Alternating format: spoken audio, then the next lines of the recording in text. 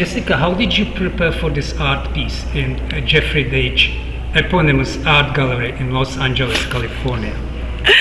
I met with, Jeffrey called me, and I met with Nari, and we discussed his piece and the ways that he wanted to activate it and how he was activating it in previous times. He's always wanted it to be a piece of work that is in motion, is activated in some way. It's more of a performance piece than a piece that's meant to be still.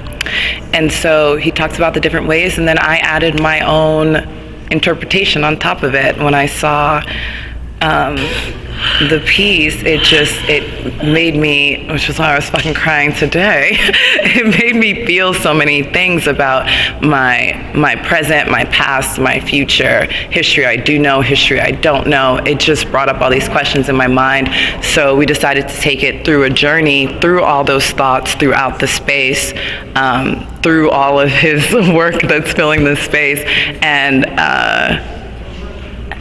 just see what happens. So I did that like a couple of times and found a couple of different things that were interesting for me, that were kind of like portals, like movement portals, that's what I like to call them, because it's like a movement idea that makes you portal into something else. So it gives the opportunity for precision and exploration at the same time.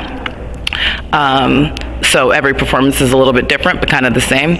You think that galleries, specifically in Los Angeles or any city around the United States, because it's very common that every small opening in art gallery in Germany, France, Italy, they have kind of enticement for the public, which is called art performance, which you did so wonderfully.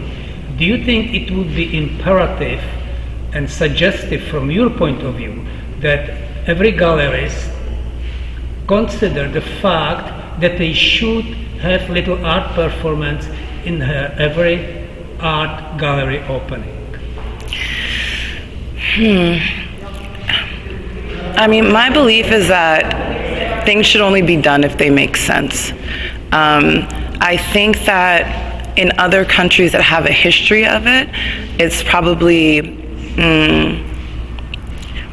there's a culture that's already set there, but I think that the problem with a statement like that within America is that places will do it, and if they're doing it for the need to do it, it won't be done right.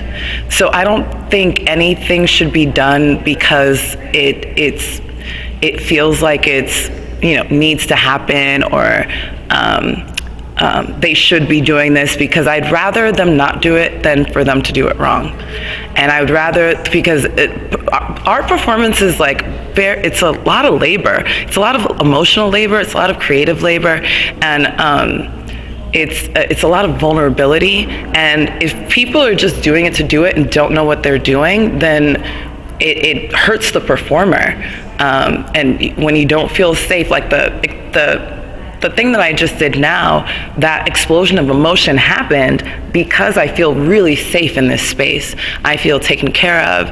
I feel like if at any point there's a need, someone will come and grab me and be like, "Are you okay?" And I don't think that every space has that.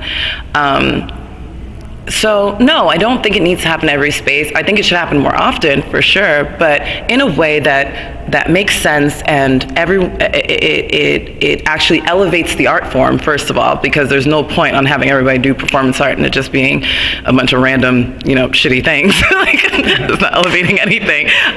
So a way that elevates the art form, a way that the performers feel safe, and a way that the audience really appreciates it. I think that's the best way to do it. I think every performer, every artist, no matter what their medium is, has a plan and a way that they like to make work.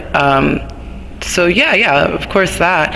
But I wasn't trying to say that the performer themselves doesn't know what they're doing. I'm just saying that it needs to make sense for the space. So, you know, if I didn't have a conversation with Nari about what he specifically wanted for the performance in this space, and someone just called me in order to, you know, have a performance in this space, it would be a very strange performance that had nothing to do with the work. And so I mean things like that. And America tends to do stuff like that, where they just plug things in.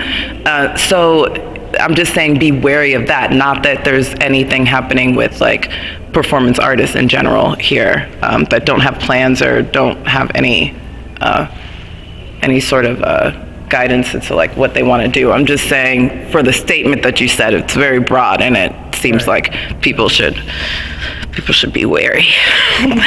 Wary.